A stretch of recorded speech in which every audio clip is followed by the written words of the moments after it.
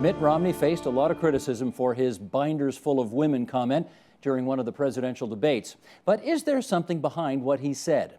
All current affairs programs make a concerted effort to find female guests, but often come up empty-handed. So let's get to the bottom of this gender gap. Helping us to do that, Sherry Graydon. She's founder of Informed Opinions. Kathy English, she's the public editor at the Toronto Star. Armin Yalnizyan, senior economist with the Canadian Centre for Policy Alternatives, and Jordan Peterson, professor of psychology at the University of Toronto. And it's good to have you back and you back. And is this first time for you here? On this show, yeah. First time for you here. And Kathy English, First time. dare we tell everybody where you and I worked 30 plus years ago? That's Not that many years. That's how long I've known you. We were at the Spectator in Hamilton together. Yes. Lovely to have you here. Let's do some background. A few weeks ago, we did a program on the day after the U.S. presidential elections, and we wanted to get a group of experts to come on and obviously analyze what had transpired the night before. And as it turns out, Mary Tawes, who was the producer of that program and this one, was unable to get a female guest. She had one, and then that person backed out at the last minute, I think had an illness of some kind. And so the next morning, we got a voicemail from a male viewer, and I'm just going to read a bit of the transcript of what that voicemail said. The viewer said, "While America has rejected the politics of old white men, they've found a haven on the agenda. I'm seeing the same old, tired white men on your show. Why are there no younger people or young people of color? Why is it always old white guys and Janice Stein?" I don't know what Janice would think about this, but to that end, we're actually going to focus on what is a serious topic, namely how to get groups of guests to come on programs that are more reflective of the population that we serve. And Sherry, you've helped us out with this, because here's some numbers courtesy of Informed Opinion. Let's go through these. In Canada, women are 52% of the population. They are 50% of the paid workforce, approximately. They are 61% of university graduates, and they represent 68 to 80% of all consumer spending. Yet, they only make up, Kathy, 20% of the guest commentaries in Canada's largest daily newspapers, and 30% of experts on national talk programs such as the CBC's The Current or Radio-Canada's Sans Frontières, and I suspect the rest of us are very similar to that as well. First up, how'd you come up with those stats? So we do content analysis research. Your program, just for what it's worth, the one time we looked at was 38%. So you're a little above the bar, and that's significant when we're talking about, you know, a factor of 10 points there. So we basically, it's not very difficult. We watch the shows or we read the papers. We have a grid. We catalog how many women, how many men, what topics they're speaking on, and yeah, it's not rocket science, but that's what we do. And sometime down the road, we'll do a program on how diverse our guests are on the program, but tonight we're focusing on gender. Do these numbers surprise you that you just saw? Not at all. How come? Speaking from personal experience, when you're asked as a woman to make commentary, if it's not in your own area of expertise, there's a lot of reluctance to move outside of your comfort zone and basically become a pundit. I noticed that my brethren are not so burdened. Men do not feel the same way. Not necessarily. That's my experience. And it is one of those things that most women don't want to be, first of all, appropriating a voice that they don't have, but they also don't want to appear a fool if they make a mistake by expanding their expertise, because it is such a hard climb to get to a place where you're an authority even on a small domain of things. So it's, you know, hard work, and you don't want to squander the capital that you build when you do get there for some, you know, 5-second soundbite that you make a mistake on. Kathy, those numbers surprise you at all? Not at all. I mean, I've seen this. In a previous job, I worked at the Globe and Mail in the op-ed section, chasing women, trying to get women to write, and consistently had problems, even though I had a commitment, myself and a deputy editor, that if we could find the good woman who could write the op-ed for us, we would, and it was difficult. So in your experience, it's not that journalists aren't making the effort to find female guests. There are other things at play here. I think both of those things apply. Both things apply? Yes, I think so. Okay. Jordan, your view on these numbers? Well, I mean, I'm always interested in the non-social reasons why those sorts of things might be happening. I mean, there's already been opinions expressed around the table that have to do with a possible difference between men and women in terms of confidence, and that's in keeping with what you'd expect if you knew the psychological literature on traits, because women have higher levels of negative emotion than men, and they're more agreeable. And so what that translates into is quite a substantial decrement in confidence.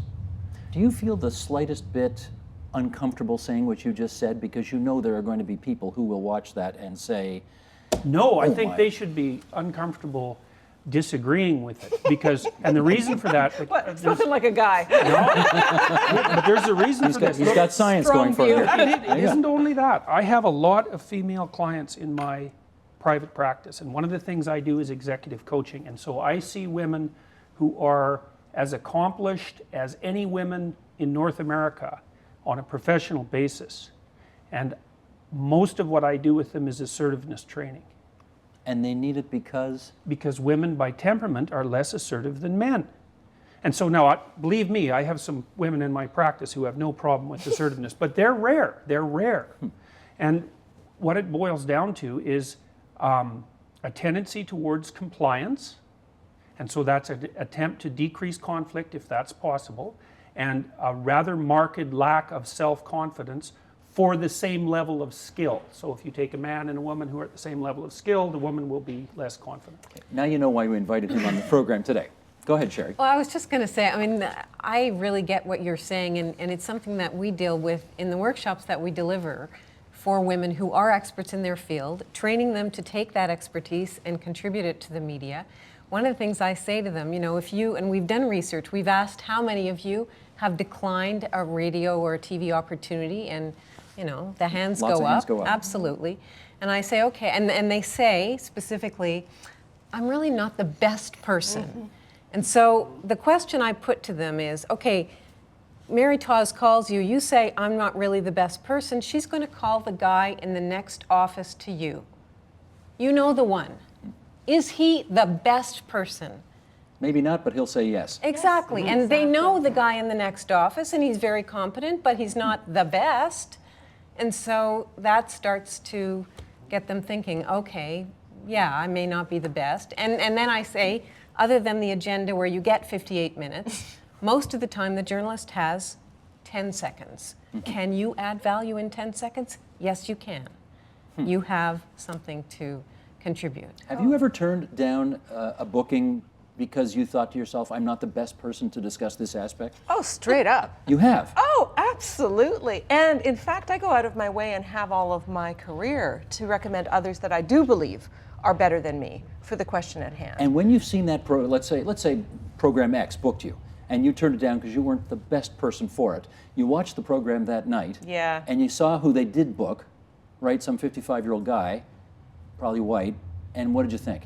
I haven't had the experience that the producers, the Chase producers, haven't found a really good person. And I honestly don't turn, I think there's a lot of very great professionals out there. So it isn't the caliber of the answer. It's the visual, like, are we getting equal representation, equal airtime? That is a different issue from the content and the value added story, and feeling that you can contribute value added. But I want to go to the point that Sherry made about the 10-second soundbite. It's terrifying for a woman. We More do so have than a man. Well, I believe think so. we can get. Some men. I think it would be interesting to hear Jordan weigh in on this, but we know that our brains are different. Male and female brains are different. And I know that we tend to make connections, and it is harder to boil down to the 10-second, like that nice crisp thing that says, oh yeah, that's the meaning. Soundbite. Yeah, and it is that's a competitive sport, and women are not as good at it. We want to have exchange. We want to build on each other's conversation. That's why this show is a really nice Kathy platform. and then Jordan. I think you're absolutely right that women don't think in sound bites, that we tend to be a little more circular. And again, I hesitate for generalizations. That's one of the risks of this show. But I've thought about that a lot. And even being a woman in management, where you might be 1/5, you notice that the men are speaking very succinctly, right to the point, and women want to go a little more circular to get to the point, a little more consultation, and that's not good television. It's hard to do that in 10 seconds.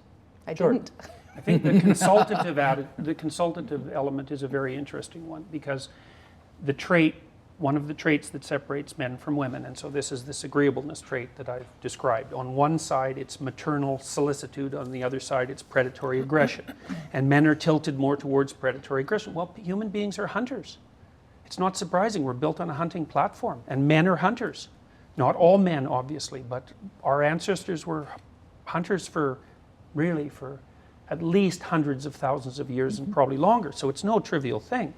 And the more circuitous mode of discussion is a more inclusive mode. And that inclusive mode, which means getting everybody's viewpoint and being fair, particularly fair, that goes along with this trait agreeableness. Okay, let's do a little. You're an economist. What percentage of economists in this country are women?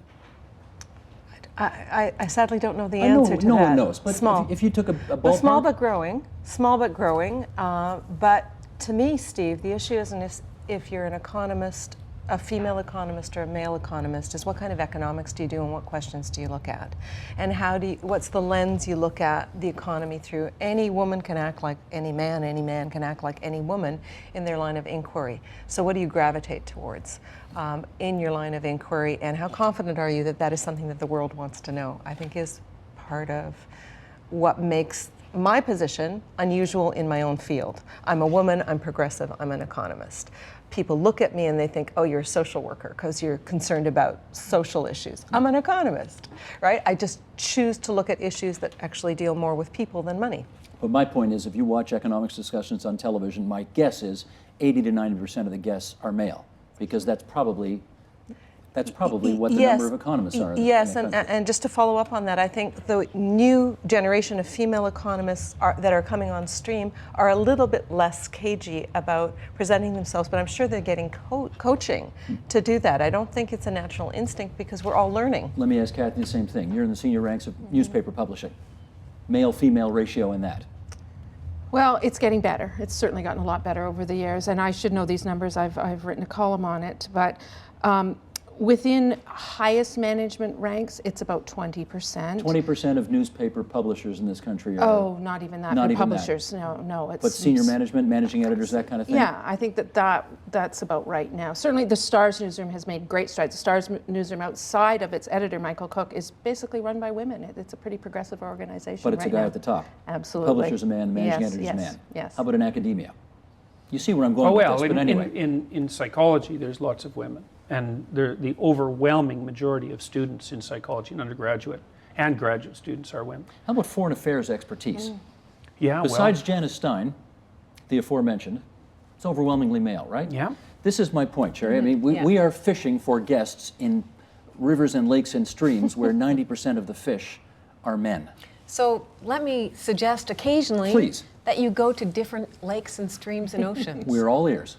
Because, and I was struck when you were talking about the kind of economics that you do, that maybe if the economic stories are mostly about banking and, interest rates from a particular business-oriented perspective, and I'm not saying you do that, but then it makes sense that you would have certain kinds of economists. But if you're going into stories that look at the economy from a more social perspective in terms of how people are affected, my guess is that you would probably be able to find more women. And one of the things that we learned at Media Action when we first started doing content analysis research of women's voices in newspapers 20 years ago was that it matters what issues you're talking about. So one of the things that always skewed our results was the amount of attention paid in newspapers to sports. And so, women's professional sports are nowhere on the radar. And so... Do women read the sports section? Well, it's a vicious circle, isn't it? I read the sports section if there's a female tennis star or a skater or the hockey team is on the front page. But we're interested in seeing our own lives reflected. And so as long as women aren't on the op-ed pages, as long as women aren't on the business pages, we're less inclined to go there. And we don't see ourselves as being appropriate interveners. So most of the women I train, it has never occurred to them to write an op-ed for a newspaper because women's faces are so rarely there. Jordan.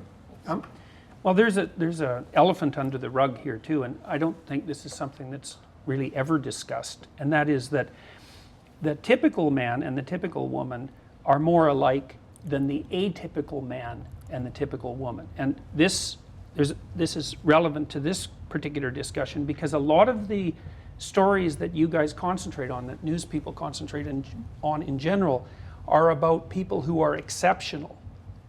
And the exceptional people, in terms of high levels of productivity, are almost always men. So here's an example. Men outpublish women in academia by quite a lot, and it's somewhat scandalous.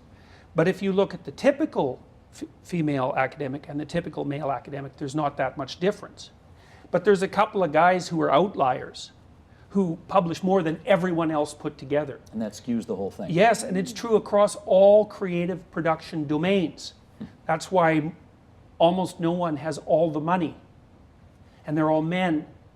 And so if you look at the very top end of almost everything, it's men. And part of the reason for that is that to get to the very top, which is virtually impossible, you have to do nothing else but that ever. So don't have kids, don't raise a family, don't do anything. Right, except you work 80 hours a week, Yeah. flat out, as hard as you can, competing with the other handful of people who are willing to do that. Plus, you have to be very bright and very hardworking and very creative.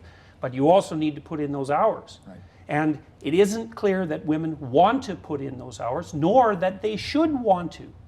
So. Okay. Kathy, you wanted to react to something that Sherry just said a second ago. I'm forgetting what it was. You're a follow-up on that. That's all right. What am I doing? It was so fascinating. It's just that this whole idea that every man has an opinion. I mean, this plays out in letters to the editor, op-eds, in willingness to appear on shows, and I suggest it's probably playing out in the anonymous online comments too, that you're not finding a lot of women who are sitting at home in the middle of the afternoon, going on to forums, spouting off anonymously. So why There's is a man who made that comment about the fact that well, there weren't and enough I women. love that. Very, and very love that. And funny. the other thing I want to say is thank God for Janice Stein, because she is a role model, and that's what we need. We need women. I've always watched her as a role model, impressed by her eloquence, her smarts, and her ability to tell us what she knows and expound on issues. And we're happy to provide a forum for it. Exactly. Let's, before we get too deeper into this here, we gathered, what was it, five, I think, of our producers right here on that bench about a week and a half ago, and essentially turned the cameras on them and said, why are you having so much trouble getting female guests on this program? It's been online for a week and a half. We got a lot of feedback to it. Let's just play a little snippet of it here, and then we can react to that. Roll tape, please. I also hear sometimes, oh, I'm so busy and I got to pick up my kids. I have heard that from male guests who have declined to come on the program as well, but I hear it from women. And as a woman who has, sorry, Maurice, as a woman who does have to run around like crazy, I get that. Picking up kids and doing all that Picking stuff? up kids, doing all that stuff. But you've never heard a male invitee say, sorry, can't make your program tonight. I got to pick my kids up from I've daycare. had two. I've had two. that happen. You I've have. had two very high-profile. That's actually encouraging, yeah. Two, but overwhelmingly, it's obviously, right, Sherry? It's women who are going to say, sorry, can't be on your program, got to pick up my kids from school. Absolutely. And the hundreds of scholars that we survey and ask them, why have you declined to do interviews? They don't cite children particularly, but time is the #1 issue. And women, I think, are very pragmatic about the way we spend our times.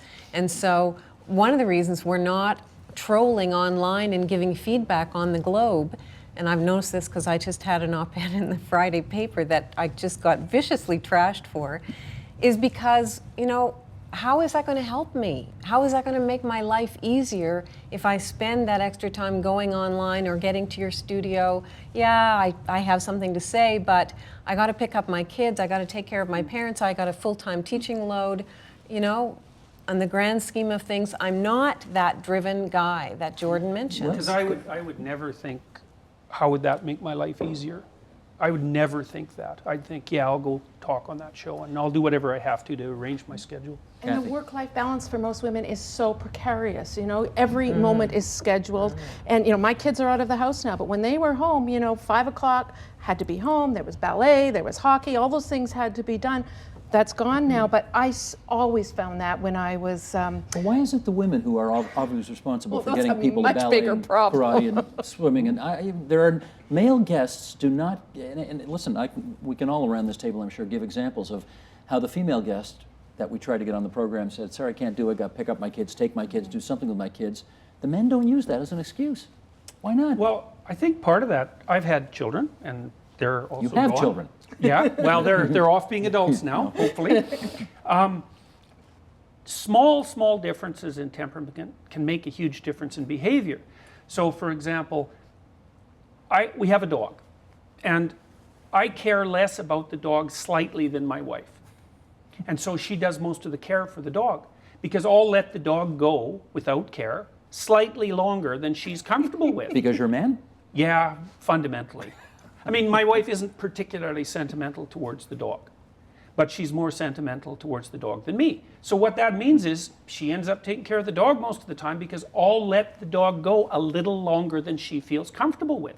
And so you don't need much of a tilt towards a certain kind of behavior if it's consistent to produce a huge difference in behavioral outcome. And it's with the kids, it's a choice. I would much rather be in the hockey arena with my kids than pounding out an op-ed at the last minute for somebody. But that's something different. Now, tell me, is there something about the male ego that needs to see itself on that box that the woman doesn't have? Yeah. I think that's a great question. Yes? Again, that's one of the things that shows up in our research is that women don't feel a need to promote themselves. In fact, many have a resistance to being seen promoting themselves. And so there's not the same ego gratification relationship. And it's not that women don't have egos and don't want attention, but I think they're not as attached to that, and some of them are explicitly disinterested. They don't want to stick their head up, and part of that, frankly, is because if you are a woman and you do stick your head up, you're going to get schmucked back down. I'm sorry, is that a technical term? Yes, very. I started to say schmucked and then I said smacked. And it came out. You're going to get hit upside the I head see. for Daring to put your head up ahead of the guys. Yes, you are. The very first piece of mail I ever got as a columnist for the Vancouver Sun was addressed on the outside of the envelope. This was 1995, so it was snail mail, to Sherry Graydon, President, Bitch of the Year Club, which at least told me the letter inside was not from a fan.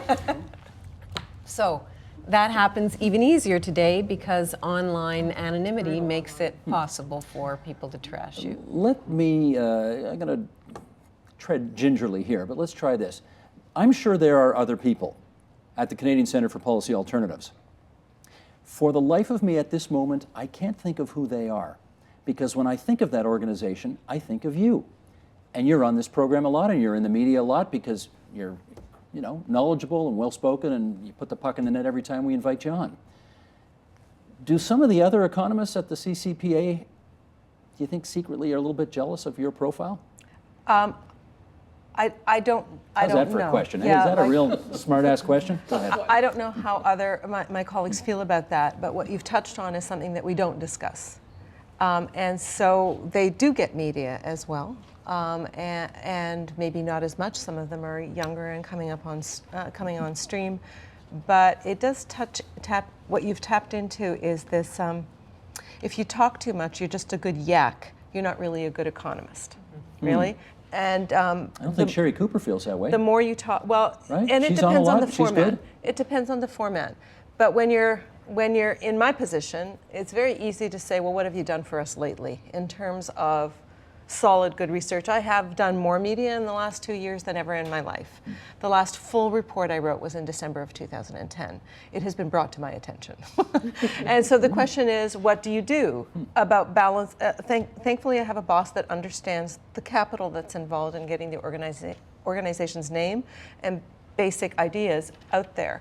And if not for you, they wouldn't be out there. But I also have to decide, what do I want to be known for? Do I want to be known as a good yak, or do I want to be known as a good researcher? And I've had to make that trade-off. What's wrong with being both? You can't. Not at the level at which I'm now out there. You can't actually spend the time that is required when you're constantly shifting gears, and now this, and now this. Being, I don't know that I'm considered a pundit, but I'm asked to weigh in on a lot of topics that earlier in my life I was hesitant to weigh in on because there's only so much you can know. Right. And now I'm beginning to see my role more as a knowledge translator. I am a good researcher. That's what makes me pick up on things and ask the right people the right questions to become a quick study on something and give a quick answer.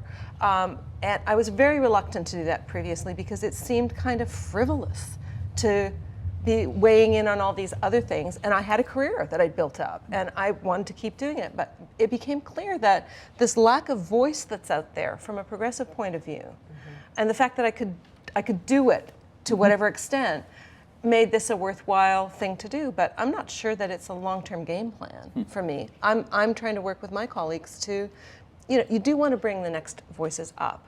And that's also a thing that's different with women than it is with men, I think, is making sure that you're grooming the next voices. I teach a class, for example, a graduate class, and working with that next generation of students at Glendon at the School of Public Policy and International Affairs. It's a graduate level class, and it's a really interesting dynamic in that class and trying to get them ready to step up to the plate with their live voices, male and female, is a really interesting process. That's what our job should be. That's how I see my job. Sherry? Women in academia face exactly the same dilemma that you've talked about. So we often hear, if I go on television, then I'm not seen to be serious in the academy. I'm trying to get tenure.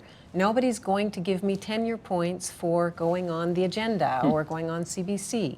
So, and in fact, some of my colleagues will dismiss me as being frivolous, as being not a serious. Well, can we go from the sublime to the ridiculous here for a second? Because we were all, I shouldn't say we, you three ladies were all joking before we went on the air today about the fact that no man turns down a TV shot because his roots are showing. You're laughing, but this is a real thing, isn't it? It's nothing that's ever occurred to any man. But a woman would turn down a shot on a TV show because her roots are showing. For sure. You get me on a bad hair day, I'm not coming on TV. No kidding.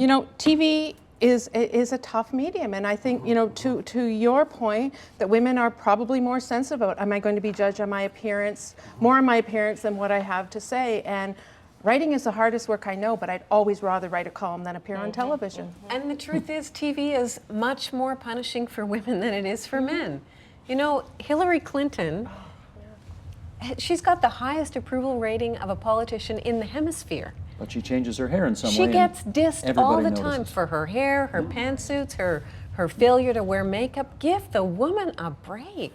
But we know that that's what we're up against. Right. I want to talk a little bit about status and about appearance. Okay, so the first question was, well, maybe there's just not as much in it for women with status. Right. There isn't even anywhere near as much. Okay, so here's a terrible statistic. The correlation between status and sexual success for women is either 0 or slightly negative. For men, it's overwhelmingly positive. You want to just explain that? What do you mean? The more status a guy has, the more sexual invitations he's going to receive. Period. The more status a woman has, the fewer.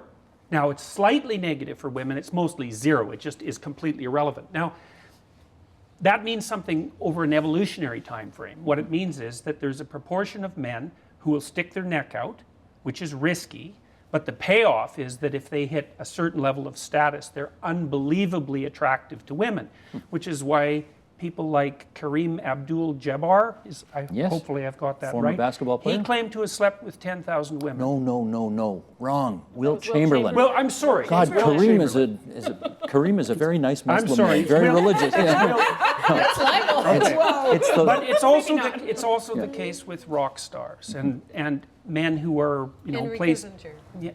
placed very highly in the socioeconomic Right. game. Okay, so and then with regards to appearance, women have more negative emotion than men, and that tends to focus more on body image.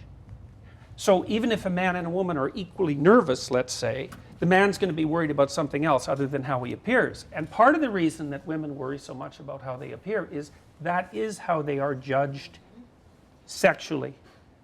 And sex, along with hunger, those are big motivators, and they play a role in the decisions we make in all sorts of ways that you'd never expect. And those things are not going away, by the way. Yeah, you know, I feel like we're reading Cosmopolitan magazine in 1974. Like, this is really depressing This is stuff. brainstem material, right? Like this is the most primal brain that you're talking about, and we have a kind of a rational brain around that Well, too. we sort of do. But People so like to think that. No, I understand that we're driven by these primal things, but we're also driven by hair.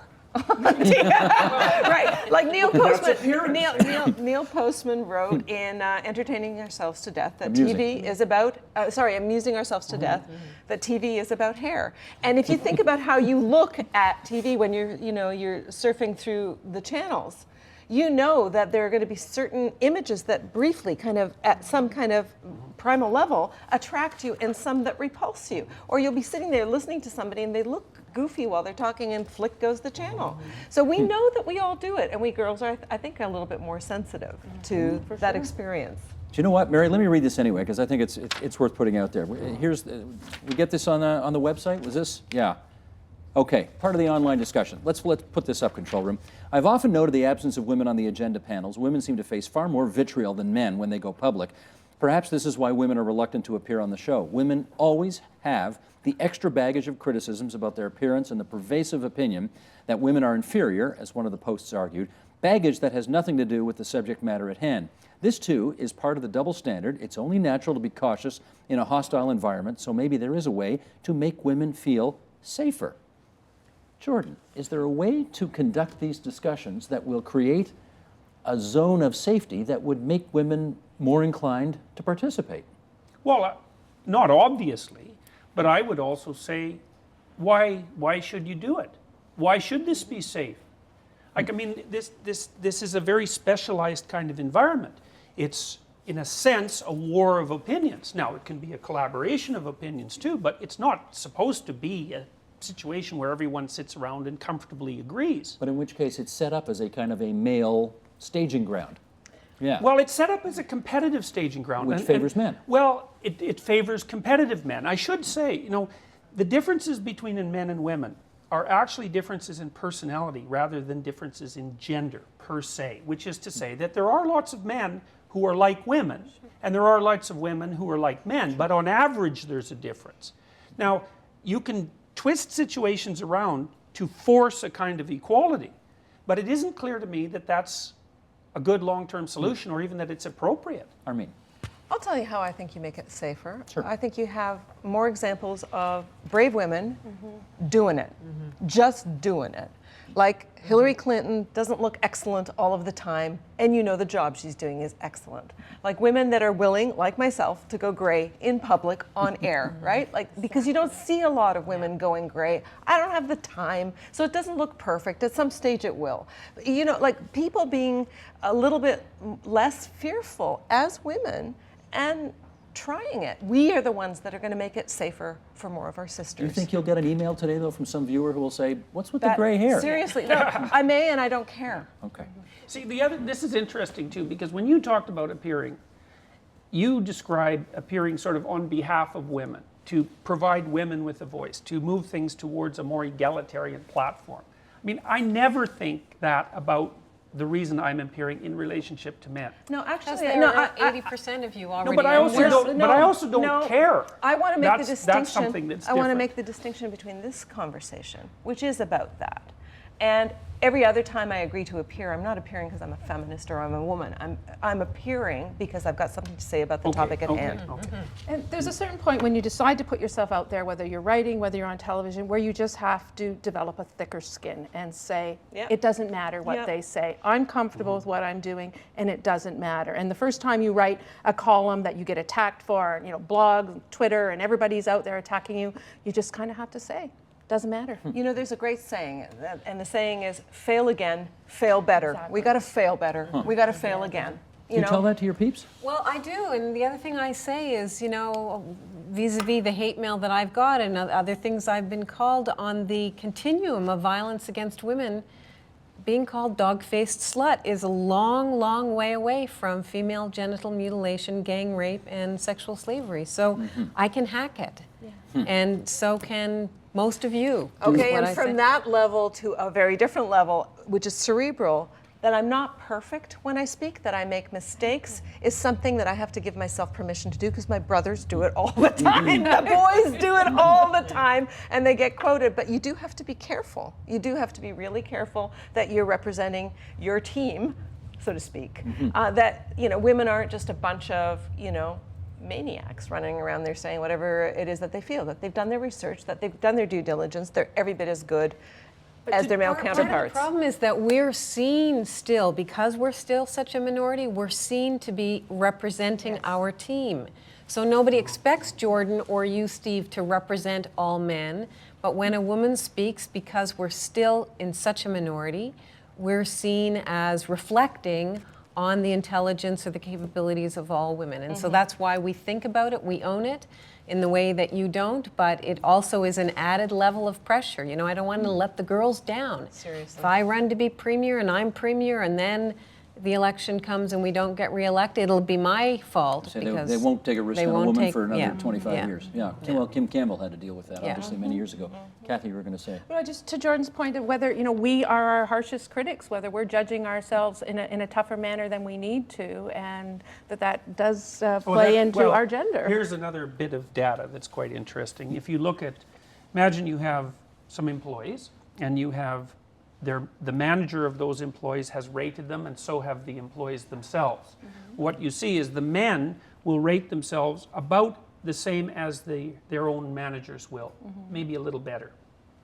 Women rate themselves as worse than their managers do. But that's again, yes, but it's again, it's the same thing. It's a consequence of high levels of negative emotion. And that also plays into what people like to describe as self-esteem, because women have lower self-esteem. It's a word I hate, by the way, but women have lower self-esteem than men, because self-esteem is basically the reverse of anxiety. I wonder if that's changing at all, because when you do have 61% of the population that are getting graduates. So some of the studies you're talking about is based on a cohort that might be sufficiently behind. It'd be nice to think that, Well, and I would like that. I'm just wondering if, in fact, I mean, I'm seeing a difference now than in the students I taught 10 years ago. Me too. Yeah, So- well, that may be because everybody's more nervous than they were 10 years ago in the students. But the reason No, I'm actually seeing greater confidence amongst young women than I Oh. did 10 years ago. You were too, when you were teaching. I taught at Ryerson for 10 years, and now I'm involved in our internship programs, so hiring and training and interns, and I definitely see that. I mean, that just incredibly bright young female journalists who I think are far more confident than they were 20 years ago, You know, for sure. and it's almost like this generation, this younger generation, has got, through some kind of osmosis, a sense of equality that I haven't seen prior to that. So I don't know if it's going to play out differently, this sense of self-esteem, because women are really rocking it in a lot I of don't places. buy it, sorry. And I actually, not only do I not buy it, I actually think you're wrong. And the reason I think you're wrong is because the surveys showing that describe the state of women's mental health in North America across the last 40 years have consistently demonstrated that women are less happy than they were 40 years ago, and that the trend has been downhill the entire way linearly. Not only that, if you look at the societies where women have made the biggest strides in terms of attaining egalitarian status, and so that would be the Scandinavian countries, the gap between men and women in terms of negative emotion is the highest there than it is anywhere in the world. So actually what's happened is, as women have become more well situated in egalitarian states, the differences between men and women in temperament have actually grown. But is it So possible we're you? doomed. Well, no. Well, Possibility You could all be there. right. It's possible. Thank you. It's possible you Thank could. You might be right in a macro sense, but it may be her experience in her class and your The experience in her anecdotal class. experience, possible. yeah. That's possible. Yeah. And it sounded like you equated happiness with so you were talking about confidence and you were talking about happiness, and Yeah, but most of what passes for happiness in social science studies is actually the absence of misery. Like, Yeah, but because it's a different thing. Like, happiness is actually positive emotion, and it's fleeting. What people really want is a reduction of anxiety and depression-like states, and most of the happiness measurements concentrate on that, even though they're described as happiness measurements. So- Okay. You all remember Larry Summers. Oh, yes. I want to talk about Larry Summers for a second. He was the president of Harvard back in 2005 when he got a lot of heat for speculating that innate gender differences between men and women were part of the explanation why women were underrepresented in the elite studies of maths and sciences and so on. He took an enormous amount of heat for that. Probably the same kind of heat you're going to take from some people for some of the stuff you've said today. But help us with this. Is there, in fact, innate differences between the genders which would account for the fact that in punditry, in politics, in economics, in some halls of academia, foreign affairs, for example, it's overwhelmingly one way versus another? Well, the first thing is that there's no differences in intelligence between men and women. There's no difference in conscientiousness. Those are the two big predictors of long-term life success. Women and men are approximately equally creative. Okay, so those are the big differences, and they're not there. These hyperproductive people that I was talking about before, they're almost always men. And the hyperproductive people are the people who make all the changes in every field. Like advancement isn't produced by the average worker, let's say. Advancements are produced by people who are way, way, way out on the fringe. And those are almost always men. And those are for the reasons I think that I described previously. So Summers was wrong in a sense in that the innate capacity that would enable men and women to perform equally in the sciences and in mathematics, the innate abilities are there. But there's other temperamental differences that account for productivity per se that do differ between a very small fraction of men and everyone else, including men. Kathy, let me follow up with you. When in your time when you were teaching at Ryerson and you saw male and female young people coming up trying to be journalists, did you sense an innate difference between the genders, one being more curious than the other, one being more investigative than another, anything like that? No, in fact, in the years that I was teaching, we were going through the years where it was more and more terrific, smart women who were coming in and less men, to the point that there were discussions about what's happened to the smart women, men rather. But I guess my question is, what happens to those overachieving type A grade 7 girls? You know, we all know them. What happens? They hit 30 and want to have a family. That's what happens in law firms. I mean, and everyone knows this. And I think it's the right thing to have happen, by the way, is that these hyper-productive careers really start to take their toll on people in their 30s. And that's a really bad time for those sorts of careers to take a toll on women, because that's when they have to make a decision about having kids. And most of them decide that it makes sense to work 40 hours a week and have a family and diversify their life than to sacrifice all that and work non-stop, even if it meant that they'd be making twice as much money. Did you do that? You have kids, right? Yeah. Did you do that? I was in a kind of unique situation where I had to be a sole support parent when my kids were young, and the only thing that kind of stopped me from working flat out is there wasn't enough work. I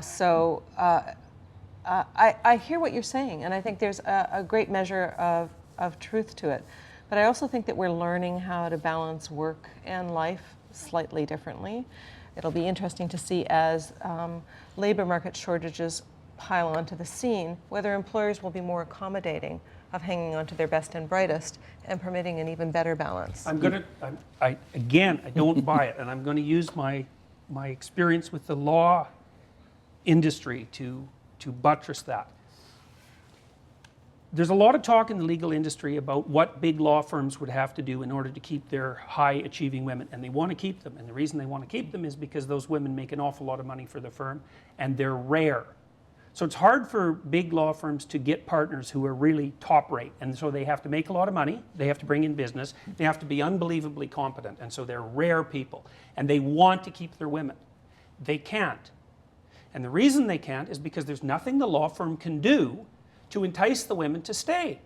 Because they have they to don't want to work work 80 hours a week. Right. And the thing is, if you're being paid $500 an hour or $750 an hour to render a legal decision for a company that's in $1 billion deal, and they call you at 3 in the morning on Sunday, they don't care what your problems are. Familial problems, any other kind of problem. They don't care at all. They want your opinion and your work now. And there's nothing that can be done by the law firms, as far as I'm concerned, to change that. Because if they don't offer that kind of service, then the clients will just go somewhere that does. 10 minutes to go here. Let me put this on the table here. Control room, middle of page 6. Let's bring this graphic up here, because we had one viewer disagreed about whether or not the underrepresentation of women on the air was a problem.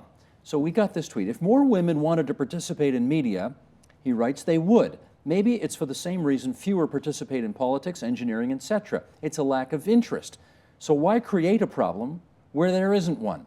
If they don't want on, they don't want on. Sherry, the gist here is there's no barrier to participation. It's up to you. What do you think? Well, so on some level, that's the raison d'etre of informed opinions. And that is to say to women, if we want to be at the decision-making table in our society, if we want our priorities and realities to be reflected, we need to step up to the plate. We need to stop saying I'm not the best person. So that underlies in part right. what I'm doing. But to suggest that women don't want to be at the table, we don't want to be part of the discussion, is flat out wrong. And I think it's just a question of a number of complex issues that we've already talked about, that women take longer to formulate and think about, and then they want to weigh in, but they want to do so in a slightly different way than is considered the norm. I have this classic story. My partner and I were walking across the parking lot of a Catholic church in Montreal on the day the Pope died, and a TV crew approached us and said, "Would you like to comment?" And I said, Pope John Paul II, I yes, assume? Okay. 5 years ago, whatever. I said, "No, I don't think so," and kept walking. And David, who hadn't been to church in 40 years, said, "Sure, I'll comment." and I turned around stunned, and he solemnly declared, "It's a sad day for Catholics everywhere." and as we continued walking, I looked at him and said, "Well, duh." And then I said, "But wouldn't it be great if the next pope were to come up with a progressive policy on contraception that wouldn't disenfranchise the lives of millions of impoverished women around the world? Wouldn't that have been worth saying?" But I had turned down the interview. You turned down the chance to say that, and he did not He turn got down on the the chance national to say news. He got on the national by news. saying it's a sad day for Catholics. Yeah, and nobody heard my provocative statement, which might have led to many other But conversations. Can I suggest you're making this poster's point, which is there was no barrier to participation for That's you. right. You opted out. I did opt out, and that's why I run Informed Opinions, to encourage women not to opt out. Kathy? We all know that women opt out. We all have the experience of that. My concern is that that will become a cop-out. It will become a cop-out for men who are assigning, who are planning these kind of roundtables to sort of say, well, you know, they're going to say no anyway, so we don't really have to go the extra, whatever steps we need to go to try and get a balanced panel.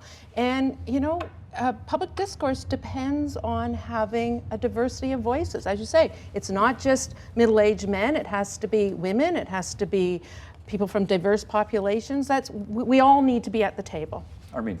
I actually think the poster got it right on, and I agree completely with you and you, because I think what this show is doing is forcing us to confront why that is. Why do women, when they want to not be on, don't want to be on? And if we don't talk about it, then we don't get to kind of like lift the rug and find that there's an elephant underneath it. And then how do you get that elephant out of the room? So I think your show is doing a great service, but so do comments like that, to make us kind of confront the unvarnished reality that a lot of women do just step back and they don't want to play. So why is that? Thank you. Jordan. Well, I'd also like to take issue with the idea that we need a diverse range of faces at the table. I don't want to take issue with that? Absolutely. Why? Because what you need is a diverse range of ideas at the table. And one of the least.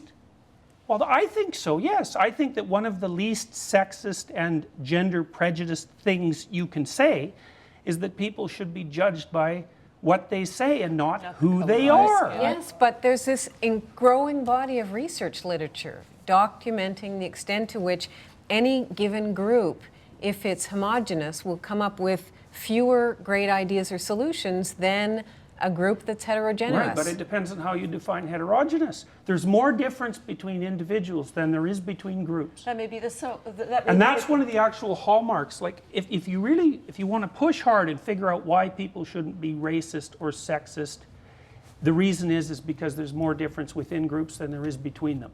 And if there's more difference within groups than between them, then it doesn't matter the face of the person who's having the opinion. Don't know. It's passing strange that somebody has so eloquently described why we are, as animals, responding the way we are, that you don't understand that as animals, if we don't see ourselves reflected, we figure we're not part of that pack.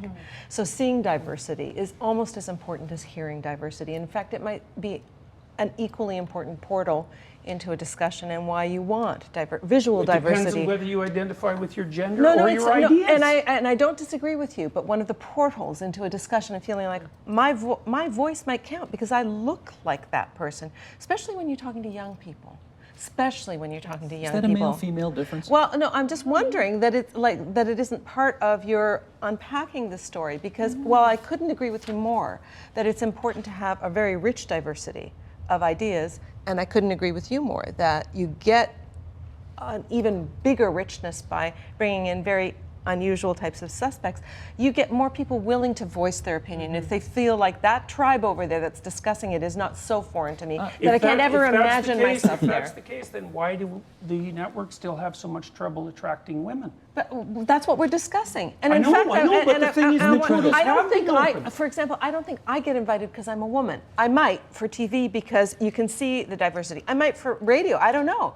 But I don't know that at this stage in my life it's because I'm a woman. It might have been the dancing bear effect, might have been in full bore the reason I was cast on debates early in my career. It's not now. It's because of the ideas I bring to the table. So I agree with you, but I think part of it is we got to mix it up here, folks. Visually, we got to mix it up. We got to make it look like we're playing to our audience, so the people watching. No, we don't have to make it look like we are. I don't agree with that. I think that you actually have to do that. And you can't have it both ways. You can't say that there's more difference within groups than between groups and then say it's equally important to have multiple group representation. You have to have one of those or the other because they're not the same. Let me go talking with you. about Can I go with you television. on this a little Sure, bit here? sure, We've only got sure. 2 minutes left here, Okay. but you got a daughter. Yeah? How can you want to have your daughter turn on television every night and see only male economists, only male academics, only male journalists? Oh, no, I'm not saying that at all. I'm not saying that at all. I'm saying that the selection process should be blind as to the group. And when we're talking about diversity, which is specifically what we were talking about, that what we should be talking about is diversity of ideas. And I also would say that that's you not guys all. do that particularly well. It can only be about diversity of ideas. It shouldn't be about diversity of how it looks, that it reflects the society it purports to serve. I think you go after diversity of ideas and you let the cards fall where they're going to. And I hear you saying two different things. I hear you saying it matters and then you saying it doesn't matter. And if it matters for your daughter to see women, but it doesn't matter for a black mother's son to see himself portrayed, a young person that's black portrayed on TV or any other group that you would want, I don't see how those things are, it doesn't seem internally coherent to me. I don't know what Because where you're I'm making the saying distinction two between things. diversity, which I imagine you mean skin color, and male-female differences. But differences are differences. There are men and women, and there are people with every imaginable color of skin in this city, in this province, and you would hope that everybody sees some pathway into the conversation because they I've got 20 recognize seconds themselves. left. I was just going to say that the underlying life experiences of that diversity, those women, those racialized minorities, those people of different abilities, their life experiences will necessarily inform different ideas. That's what people say, yes, but I don't believe that that's the case. We should The have this. research suggests it does. This is one of the few times when I wish we had more than an hour. Well done, everybody. That was a great discussion tonight. Thanks so much to Sherry Graydon, founder of Informed Opinions, Kathy English, the public editor of the Toronto Star, Armin Yalnizyan from the Canadian Centre for Policy Alternatives, Jordan Peterson, the professor of psychology at the University of Toronto. Well done, gang. Support Ontario's public television. Donate at tvo.org.